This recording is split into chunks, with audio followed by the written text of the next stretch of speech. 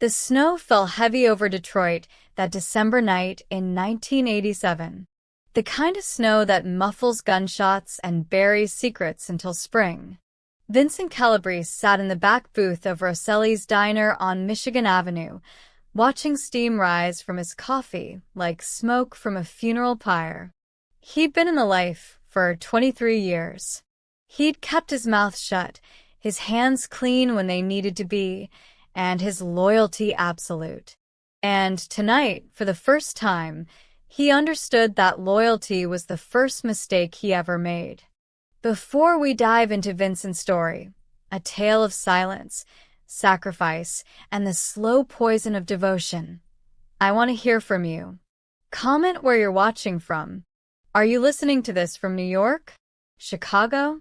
Maybe somewhere across the ocean? Let me know. And if you're enjoying these deep dives into the psychology of the underworld, don't forget to like this video. It helps more than you know. Finally, subscribe for more Mafia stories like this one.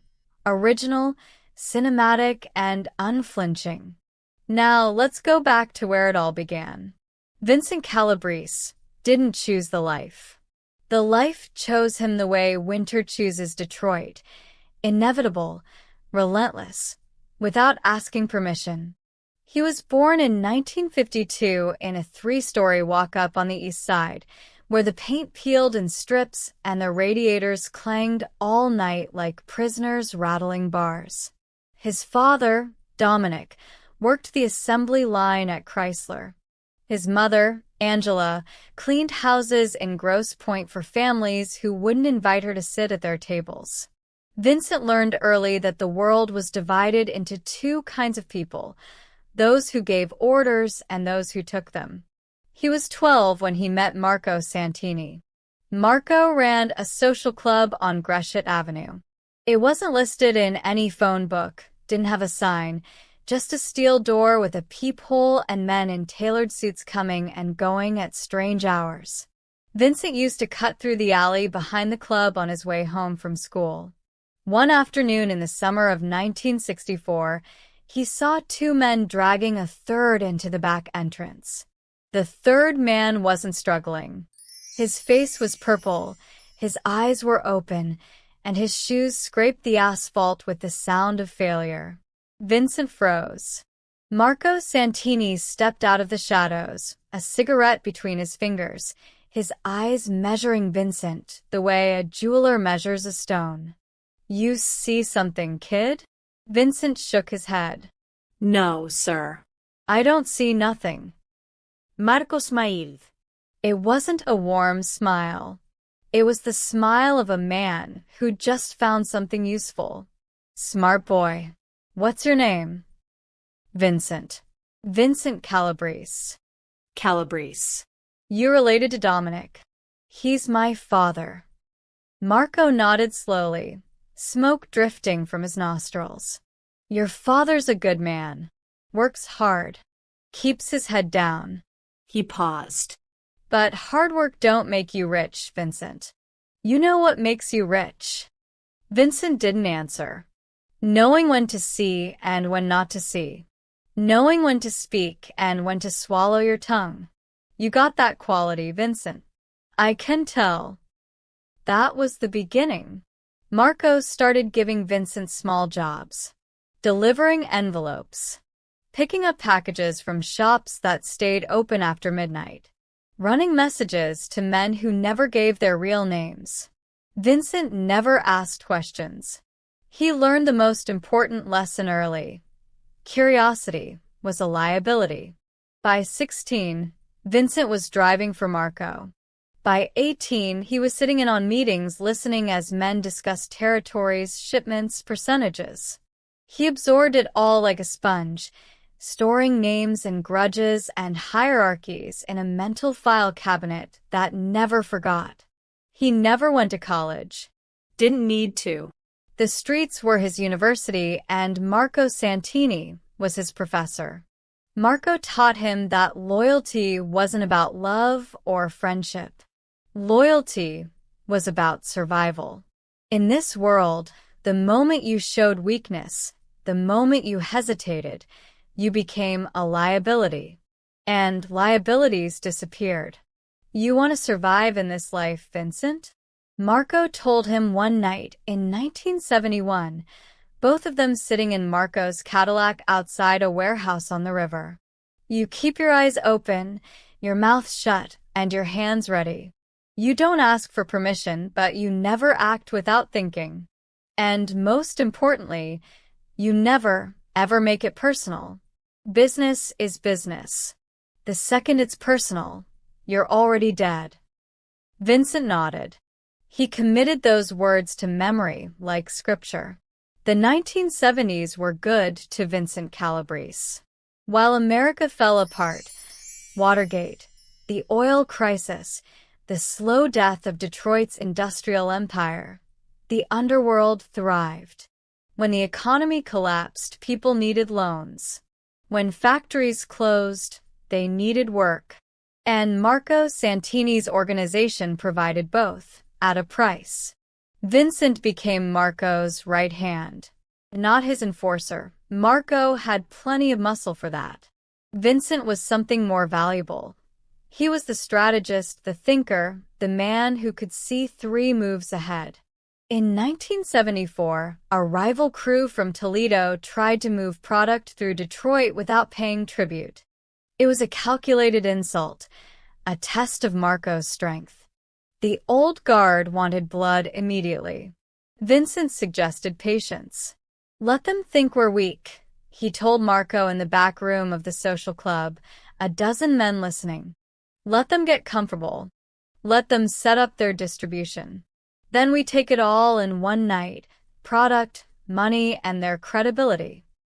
Marco stared at him for a long moment. Then he smiled. Do it. Vincent spent 3 weeks mapping the Toledo crew's operation. He identified their safe houses, their runners, their delivery schedules. He learned which cops they'd paid off and which politicians looked the other way. And on a Friday night in October, when the Toledo crew thought they owned Detroit, Vincent orchestrated a sweep so clean and comprehensive that by sunrise, there was nothing left of their operation but rumors. No shots fired. No bodies. Just a message. Detroit belongs to Marco Santini. After that, Vincent's reputation grew. Men respected him not because he was violent, he rarely was, but because he was patient, methodical.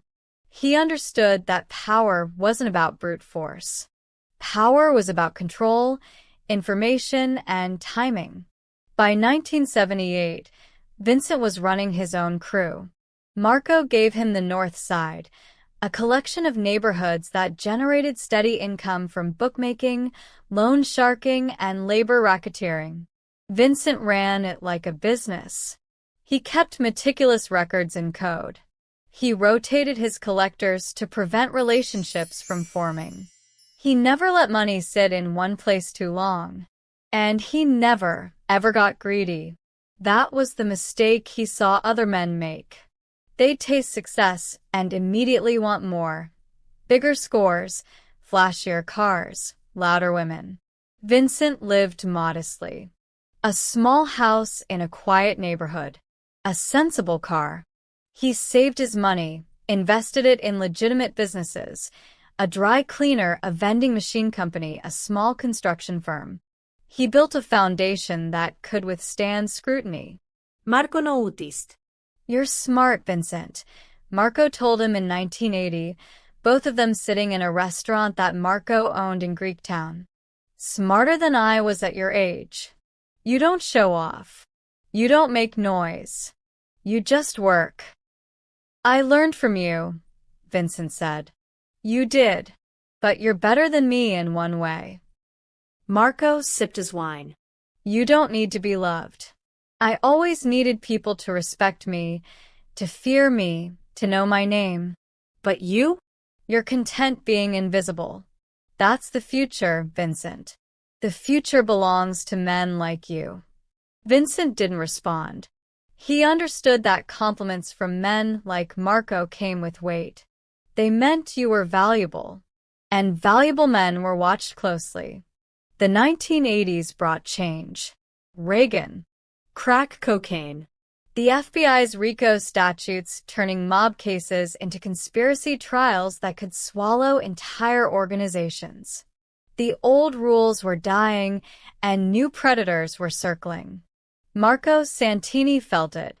Vincent could see it in the way Marco's hands trembled slightly when he lit his cigarettes, the way he second-guessed decisions he would have made instantly 10 years earlier. Marco was getting old, and old men in this business had two options: retire or die. In 1983, the feds indicted Angelo Russo, one of Marco's oldest associates. Angelo had been sloppy: wiretaps, cooperating witnesses, a paper trail that led straight back to a murder in 1976. The prosecutors offered Angelo a deal: 20 years or cooperation. The day the news broke, Vincent was with Marco at the social club. Marco didn't rage. He didn't smash furniture or make threats. He just sat very still, staring at the wall, aging 10 years in 10 minutes. Marco whispered. I was at his daughter's wedding. I held his grandson. And he's going to bury me to save himself. Vincent said nothing. There was nothing to say. Betrayal was a virus in this world. Once it started, it spread. The question became, how much did Angelo know about Vincent? Vincent had always been careful. He'd insulated himself with layers: runners who didn't know his name, money that moved through so many hands it became untraceable. But Angelo had been around a long time. He'd seen things, heard things, and if he was talking, he might mention Vincent's name in the same breath as racketeering, loan sharking, witness intimidation. Vincent's attorney, a sharp, expensive lawyer named Richard Brennan, advised him to prepare. Assume the worst, Brennan said over lunch in a downtown steakhouse. Assume Angelo gives them everything. What's their case against you? Vincent thought carefully. Circumstantial. Association. Maybe some financial irregularities if they dig deep enough. But nothing that ties me directly to anything violent. Good. Keep it that way. And Vincent. Brennan leaned forward. If Marco goes down, you need to distance yourself. Immediately. Vincent felt something cold settle in his chest. Marco gave me everything. Marco's finished. You know it. I know it. The feds know it.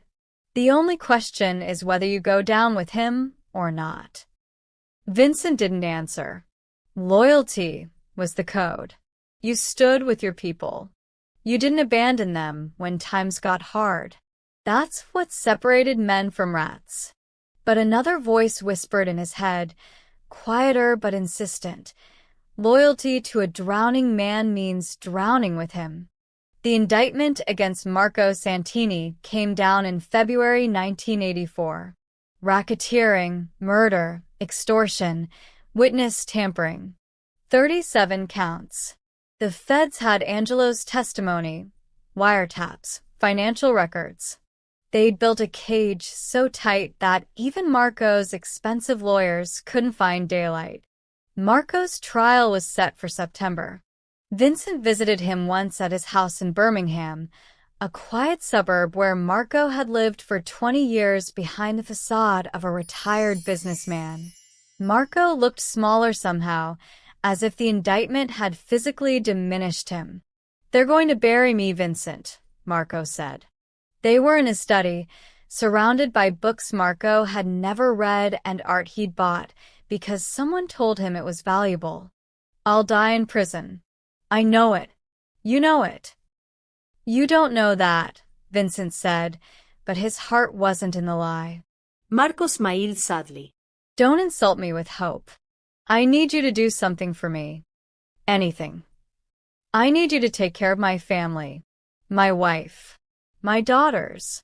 They don't know anything about the business, and I want to keep it that way.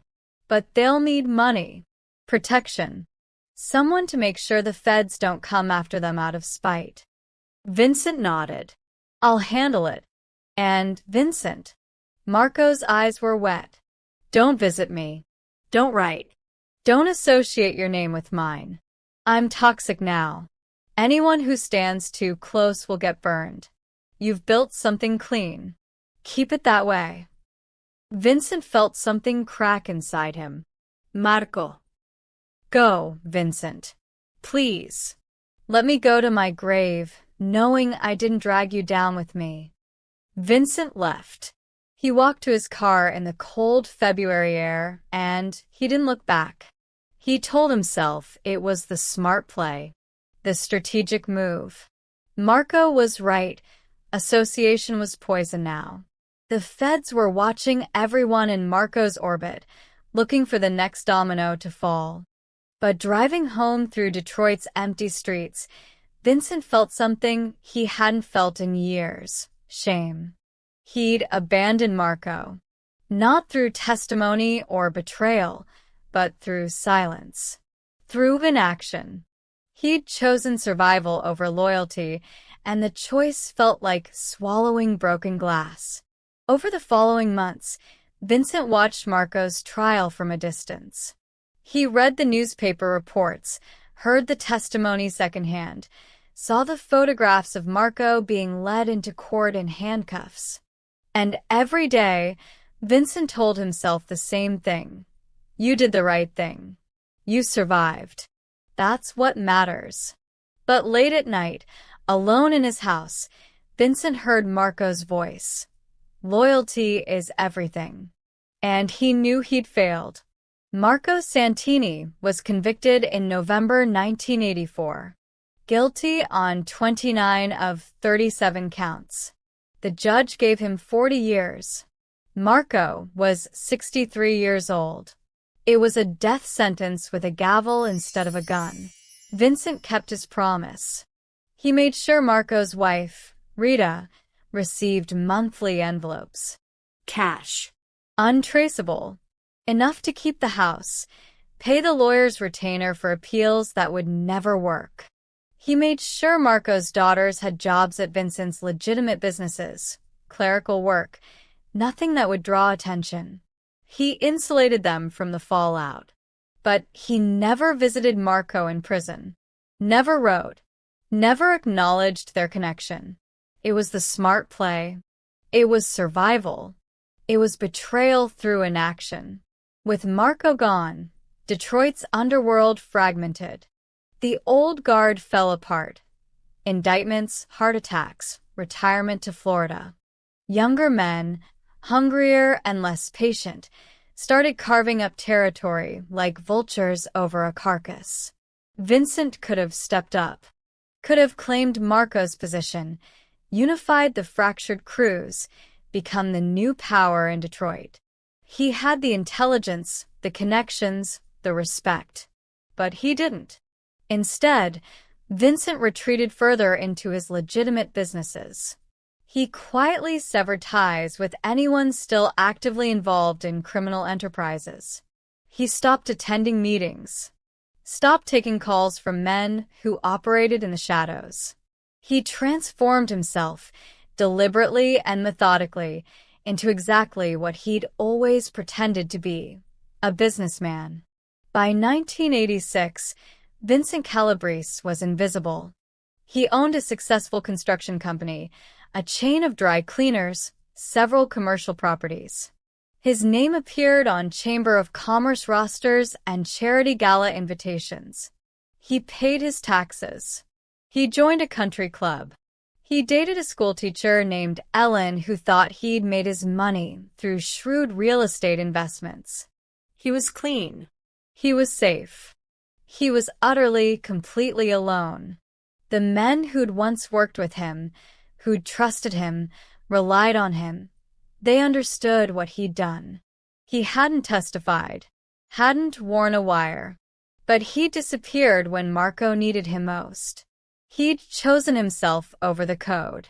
Nobody called him a rat. They didn't need to. His silence spoke louder than any testimony. Tommy Battaglia, a soldier who'd worked under Vincent in the old days, ran into him at a gas station in 1987. Tommy didn't shake his hand, Didn't make small talk. just stared at Vincent with eyes full of contempt and said 4 words. "Marco asked about you." Then Tommy walked away. Vincent stood by the gas pump, those 4 words echoing in his head like gunshots. Marco asked about you. From prison, from the cage Vincent had let him rot in, Marco still thought about Vincent, still wondered, still perhaps hoped. And Vincent had given him nothing. Not a letter, not a visit, not even a goddamn phone call. That night, Vincent couldn't sleep. He sat in his study, so much like Marco's, with books he'd never read and art he bought to fill space, and he finally confronted the truth he'd been avoiding for 3 years. He'd betrayed Marco completely by doing absolutely nothing. December 1987. The snow fell heavy, and Vincent sat in Rosselli's diner on Michigan Avenue, the same diner where this story began. He'd come here because he'd received a message. Not a phone call, not a letter, just a matchbook left on his car windshield with an address scrawled inside, Rosselli's. Midnight. Back booth. Vincent knew it was about Marco. The man who walked through the diner door at 12:07 a.m. was someone Vincent hadn't seen in years. Carlo Messina, Marco's oldest friend. Carlo had avoided indictment through sheer luck and better lawyers. Now he was 70 years old, moving slow, carrying the weight of a dying era. Carlo slid into the booth across from Vincent. Didn't order coffee. Didn't smile. "Marco's dying," Carlo said. Vincent felt his chest tighten. "What?" Cancer. "Liver. They're saying weeks, maybe a month. He's in the prison hospital, handcuffed to a bed, pissing into a bag." Carlo's voice was flat, factual, devastating. "He asked me to find you." Why? He wants to see you. "Before he dies." Vincent stared into his coffee. Steam rose like ghosts. "I can't visit him, Carlo. You know that. The feds watch everyone who—" "The feds don't give a shit anymore, Vincent. Marco's dead already." He's not a threat. He's a name in a file." Carlo leaned forward. "But he's still alive enough to ask for you. He wants to see you. One time. Before the end." Vincent felt something break loose inside him. All the rationalizations, all the strategic distance, all the self-preservation, it crumbled like a sandcastle against the tide of one simple truth. Marco was dying, and he'd asked for Vincent. What does he want to say? Carlo's eyes were hard. "I don't know. Maybe he wants to forgive you. Maybe he wants to curse you. Maybe he just wants to see your face one more time before they close the box." He stood up slowly, his knees creaking. "You abandoned him, Vincent. When he was drowning, you swam away. I don't know if I could forgive that, but Marco's a better man than me." Carlo left. The diner was empty except for a waitress wiping down tables and a cook smoking in the kitchen. Vincent sat there for another hour, watching snow fall past the window, wrestling with a decision. He could go see Marco, risk being photographed entering a federal prison, risk questions from the feds, attention from investigators, the potential unraveling of the clean life he'd built. Or he could stay away, stay safe. Let Marco die alone, handcuffed to a hospital bed, surrounded by strangers. The smart play was obvious. But Vincent was tired of being smart. Vincent drove to the federal prison in Milan, Michigan, on a Tuesday morning in late December. The sky was the color of old concrete. The prison was a fortress of wire and watchtowers, a monument to consequences. He filled out the visitor forms, showed his ID, submitted to searches and metal detectors, and the casual indignity of institutional suspicion. And then he was led down long corridors that smelled of disinfectant and defeat until he reached the prison hospital. Marco was in a bed at the end of a ward, handcuffed to the rail even though he couldn't stand, couldn't fight, could barely breathe. The cancer had carved him hollow. He looked like a ghost of the man Vincent remembered, skeletal, gray-skinned, his eyes sunken but still bright with recognition. Vincent, Marco whispered. Vincent sat in the plastic chair beside the bed. For a long moment, neither man spoke. "I'm sorry," Vincent finally said. "I should have. Stop." Marco's voice was weak but firm.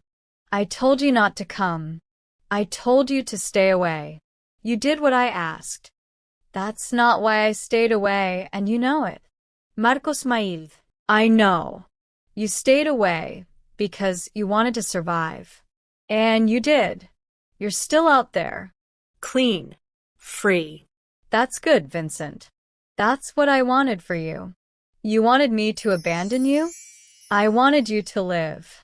Marco coughed, a wet rattling sound. A guard in the corner didn't even look over.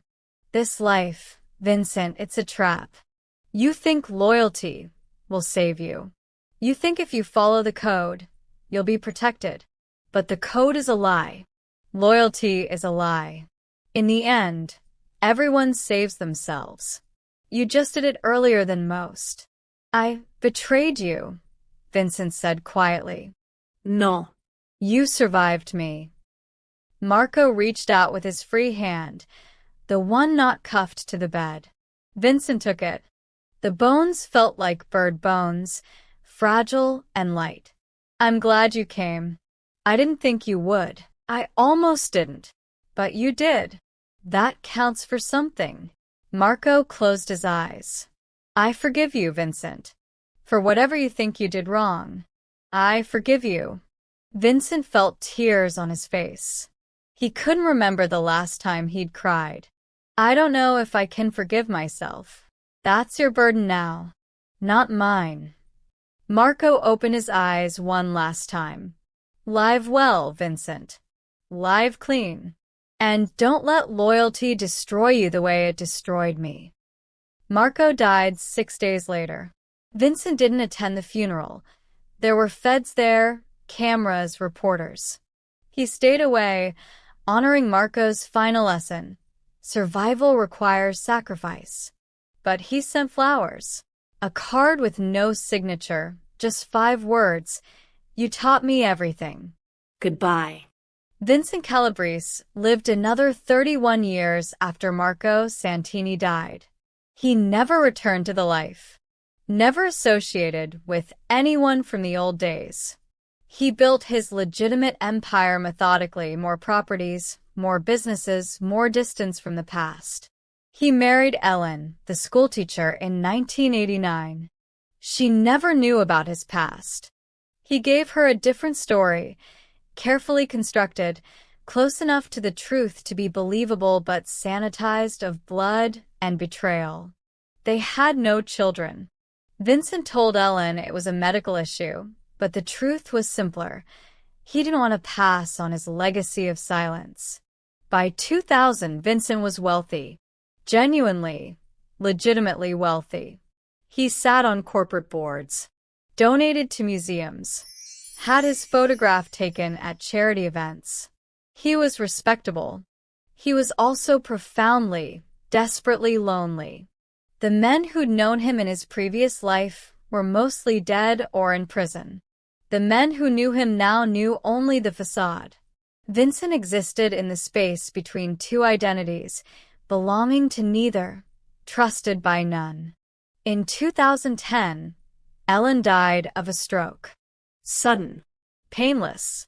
Vincent buried her in a cemetery in Bloomfield Hills and stood by her grave thinking about all the truths he'd never told her. All the intimacy he'd withheld because intimacy required honesty, and honesty would have destroyed the life he'd built. He'd survived. He'd escaped. He'd won. But the victory tasted like ash. Vincent died in 2018 at the age of 66 in a hospital room very much like the one where he'd visited Marco 30 years earlier. Heart failure. Quick. Clinical. The doctors said he didn't suffer. His obituary in the Detroit Free Press described him as a successful businessman and philanthropist. It mentioned his construction company, his charitable work, his marriage to Ellen. It said he was survived by no immediate family. It didn't mention that Vincent Calabrese had spent 34 years living as a ghost, haunted not by violence or blood, but by the simple, devastating weight of inaction. 3 people attended his funeral. A distant cousin, his attorney, a priest who'd never met him but performed the service professionally, efficiently, without emotion.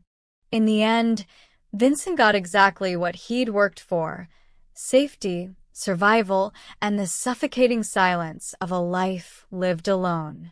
There's a booth in Rosselli's Diner on Michigan Avenue that nobody sits in anymore. The owner can't explain why. Customers just avoid it instinctively, as if some invisible stain marks the vinyl, some echo of a conversation that changed a man's life. They say loyalty is everything in the underworld. They say it's the code, the foundation, the only thing that separates men of honor from animals. But Vincent Calabrese learned a different truth, one that cost him everything he valued to understand. Loyalty is a currency that only has value when both parties are willing to spend it.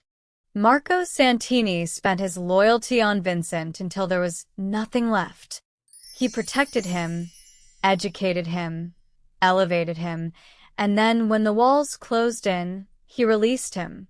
Marco's loyalty was absolute, even unto death. Vincent's loyalty died the moment it conflicted with survival. That wasn't weakness. It wasn't cowardice. It was the fundamental mathematics of self-preservation. In a world where everyone eventually betrays everyone, the question isn't whether you'll betray, it's only when and how much you'll suffer for it afterward.